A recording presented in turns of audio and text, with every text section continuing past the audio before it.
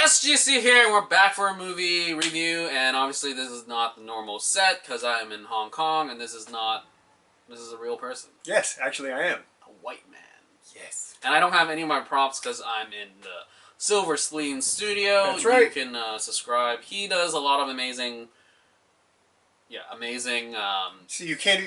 Don't lie to people. That's not nice. It's not amazing. I do reviews, I complain about things, sometimes people laugh. That's about it. I mean, he does a lot of Hong Kong film reviews. Yes. Even though he's white, he's legitimate because I live here. And he has a PhD in stuff. Yes, and sometimes I'm actually in movies, but not for very long. Yeah. The upside of it, though, is I'm always easy to see. Yeah, because he's so tall, white, and that. Anyway, so today's movie review is The Great Wall, directed by Zhang Yimou, I can't pronounce, and I'm not going to bother the Mandarin name, so you can check down below for all the Mandarin casting. So, yeah, it stars Matt Damon and everyone else. Check down below. Yes. So, Zhang Hanyu, Eddie Peng, Kenny Lin, Lu Han, and that woman whose name I keep mispronouncing. And you know something? Let me just say this right now, because I didn't even mention it. One of the problems that I have with Jing Tian, I think that's her name. She's had work done.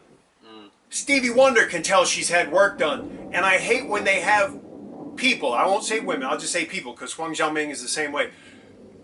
When you've had work done and then you're in ancient China, it just doesn't look right. It's the same thing in America. Yeah. You know, I would hate to see Joan, I mean, it would be funny to see Joan Rivers in an American Revolutionary movie. Oh. But you don't know who Joan Rivers is, do you? I do. Oh, you do? Okay, well then there you go. Okay. Okay, so yeah, so what's this film about? Why don't you tell us? Okay, The Great Wall tells the story of some white guys who go to China to try to steal gunpowder and get caught up in a very ancient and ongoing... It's black powder. What do you think it is? What do you think black powder is? And why you gotta be racist? Why you gotta be black? We're just stating what it is. They call it black powder in the subtitles, but what they mean is gunpowder.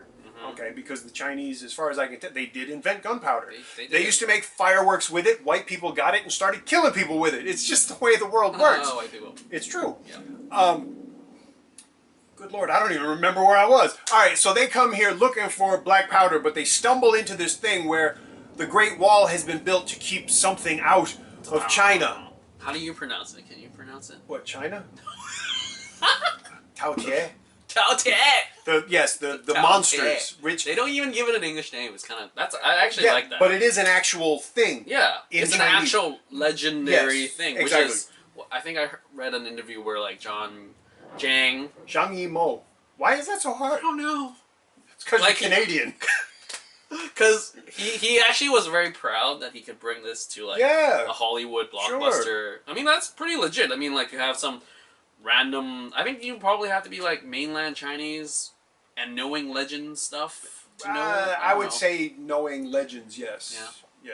You knew about it before? I didn't, but that's because I don't know about that. So I'm just glad it wasn't the Monkey King again. Oh, thank God. Yes. But that's not my story. No.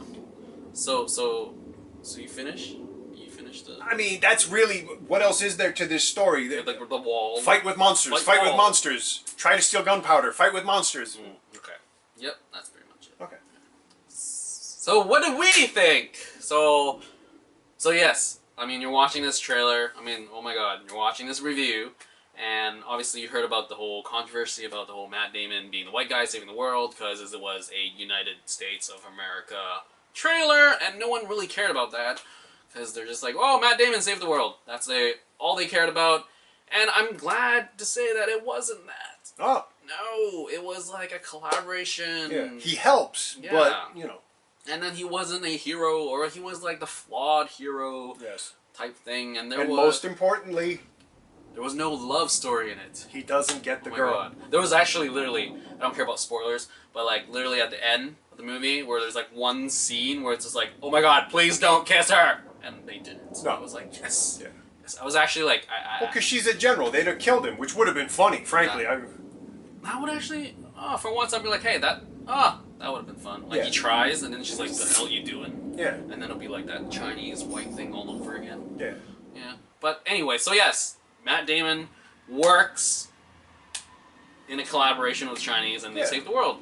And so yeah, so the whole like PR, feminist, I don't know, like race, cultural thing. Feminist? I didn't get feminist out of it, but hey, who knows? I didn't pay that much attention. I don't know. There's like one woman general. Yeah, she gets to be a general. Yeah. And there's the female soldiers. Well, that's I would definitely say that was like a surprising factor that they would have a story with, what was it, 5 armies? I don't know, 1 army with 5 brigades or whatever, and have one that's solely all women. Yes. Which is pretty cool, because, I mean, even in the West, they don't have armies that are like that. No. Because they also don't have monsters and big walls, but...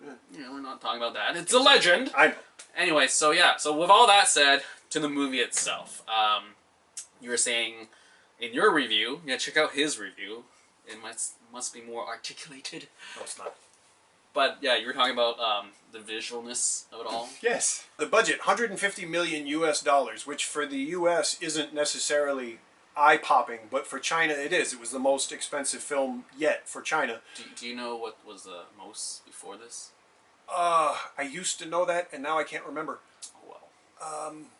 I only know weird comparative things. I think The Crossing 1 and 2 might have been, but I'm not sure, so don't quote me on that. In fact, I'm sure I'm wrong. There you go. Okay.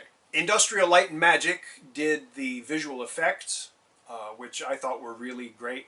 As I said in my own review, I know monsters aren't real, but I like it when they at least look real because it doesn't take you out of the movie. The same thing, 3D. Sometimes 3D gives me a headache, but if it's really nice, expensive 3D, it doesn't, and it actually kind of contributes. Yeah. Or at the very least, I don't notice it, you know, as long as there's not lots of this nonsense. What? Yeah. Speaking of monsters... So I like that. So you like that. And the other thing of Zhang Yimou being involved in the production design, right. because if you've seen Hero, which he hasn't, because I have seen Hero. You have? I have. You just didn't get that reference. No, okay. I didn't. He likes to use color to very great dramatic effect, like the different brigades having different colored armors and stuff like that. Speaking of monsters, I actually really enjoyed the monster design because it was different. Yeah. Like the fact that like the eyes were so much farther from the front of the head. Right. Was like, oh wow, an actual different monster design. And it was like, it actually looked different from what came before. Yes. And it was actually like sort of menacing, and it's like, then the whole like different tiers of monsters was kind of cool. Though logistically speaking, the queen should never come out this far in a battle. And if you have eyes on the side of your head, you don't get depth perception. But which means you can't be a predator.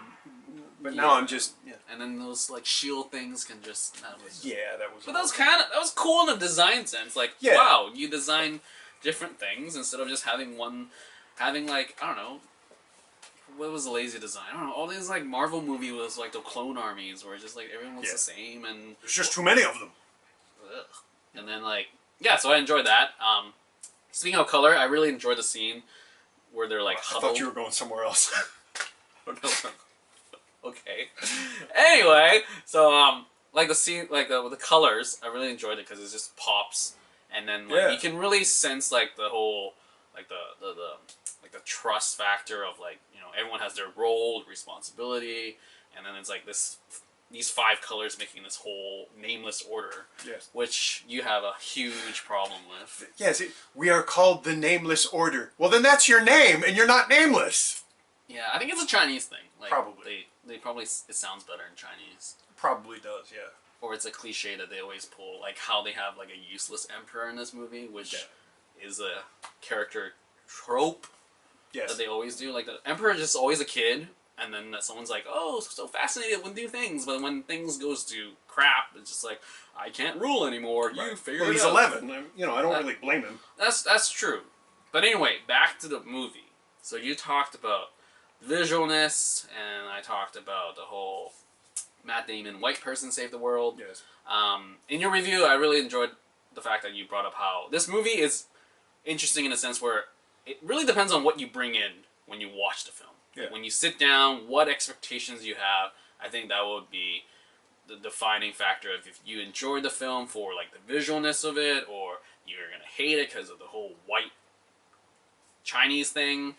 I mean, like definitely, like a normal North American audience is gonna see this movie totally differently from a mainland Chinese audience because they're not gonna really. The Chinese audience aren't really gonna care about the fact that it's a white dude coming to save China because they're not going to see it that way. Rather, they're going to see like, holy crap, we have Matt Damon in our film, and this movie is huge, and it's directed by Zhang Yimou. Yes. I still can't say his name. And in North America, it'll be like, oh my god, it's Matt Damon saving the world. Why? But, you know, like, I hope, like, you know, doing reviews now, like, it'll sort of, like refocus your expectations. As in, like, you know, don't worry about the whole Matt Damon white person saving the world thing, because that's not an issue. Right. And then you'll actually enjoy the film. You're like, oh, monster designs, or, like, visual in this.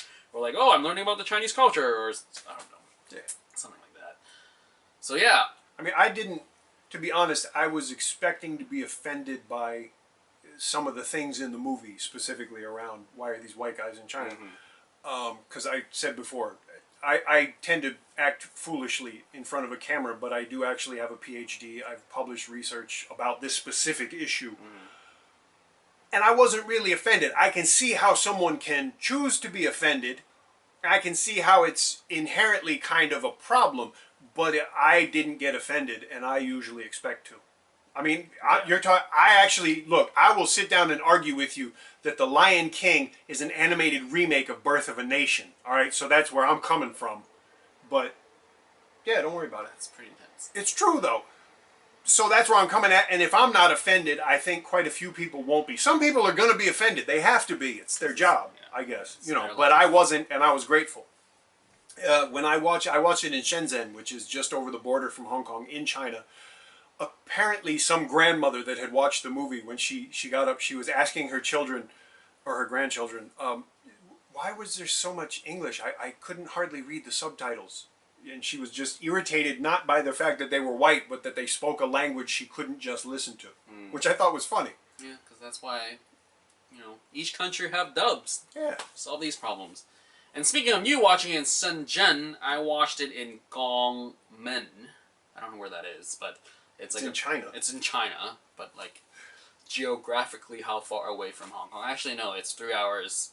No, it's like 2 hours bus ride. Wow. Yeah. So you took a 2-hour bus ride? No, it was like a vacation thing. I was visiting family. Yeah, but did you? I'm just saying, did you take a 2-hour bus ride? Yes.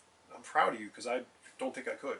Well, I flew here and it took 13 hours. Well, that's different. Yeah, I don't want to hear it, okay? Because I live on the east coast of the U.S. If I go home to visit my family, it takes me like 21 to 24 hours. Okay, I have nothing to say.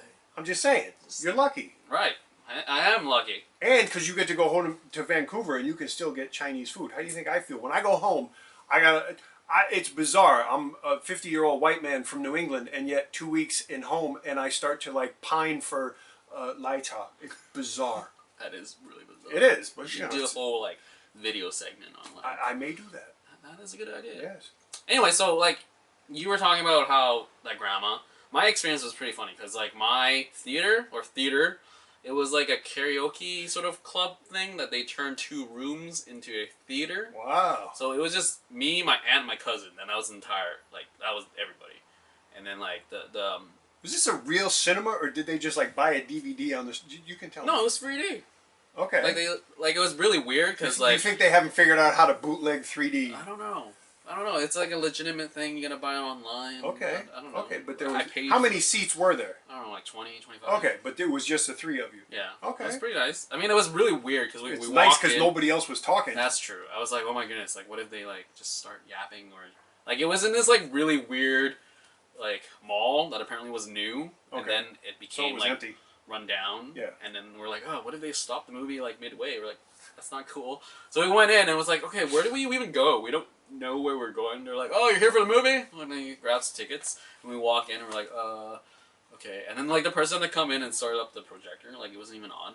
Yeah. And then like a minute before the movie started, they're like, oh yeah, it's 3D, and then they like pass out these glasses. I'm like, oh, I didn't even know. Thumbprints all over. Like yeah, it was the clip-on ones. I haven't actually used those. Very ones, nice. yeah. Okay. And it was super cheap. It was $20. Like, yeah. Like Gongmen really apparently has really cheap sliding theater. scale. You know. Yeah. I mean, that's okay. Yeah. I mean, I enjoyed it's it. the same movie, right? And it's all digital, so. Like, I don't know, for Hong Kong audiences, if you're actually watching this, the comparison I would make is, like, have you been to the One Theater? Yeah. Yeah, so it's like that screen size, but having 20 seats. Right. Instead of, like, the huge, like, hill that they have. Yeah. And it's like a huge... Okay. Yeah, so it was not bad. So I enjoyed that. Anyway, so that's enough about watching the film. So, overall, it was visually appealing. Yes, very visually appealing. I think it will do well for, cultural, sort of like slice of like, oh, back then, this is what China could have looked, or sort of looked. Back then, fictionally speaking, yes. Fictionally speaking, by legend standards. Yeah. Yeah, and then we all, get to meet Tao Te. Tao Te. Tao Te. Like, yeah. That's kind of cool. I mean, I think that is pretty cool to visually see a legendary monster. Right, because they Chinese do Chinese folklore. Right, it's a real folklore thing. Like that. I think it adds that it was real. Yeah, it helps. Because if it was just like, oh, monster, you'd be like, oh, another monster film. Like werewolves in China. Like, wait a minute. What? Yeah, that wouldn't work. So yes, in the end, like, what would you say about this film? Lasting parting words of wisdom. Like I said in my own review, it's a great film to be looked at. You don't really have to watch it because there's not much of a story. It's basically one big long fight scene that's occasionally interrupted with dialogue. I don't think it's offensive. I'm sure somebody can and will be offended. I didn't find it that way. If you watch this movie, biggest, loudest screening you can manage because that's really what it's designed for. Is it an IMAX? Probably. Yeah. Well, it's the most expensive film. I don't know because I don't swing like that, but But I would imagine it would be because probably being like the biggest, most expensive movie in China. Yeah. But I agree, and it's just interesting to see like an art film director sort of going in this route of like Hollywood blockbuster, but still keeping his like artistic roots sense. And his roots, artistic sense and roots, just to bring. Yeah, at the end of the day, it could have been a lot worse. Yeah. That's the problem with a lot of movies now, that it's just passable, but we're not going to dwell on that.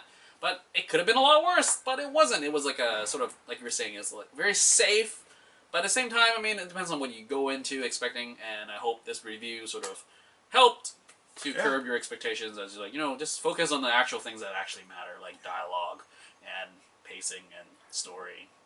All that other just stuff. Watch stuff blow up. Yeah. That's the important thing. Like Michael Bay, but just not fighting. really. Yeah. Yeah, so that's it. So if you have seen The Great Wall in China, leave your comments down below, and I will get back to you. He'll get back to you on his videos or whatever. And and that is it for this movie review of The Great Wall. Later!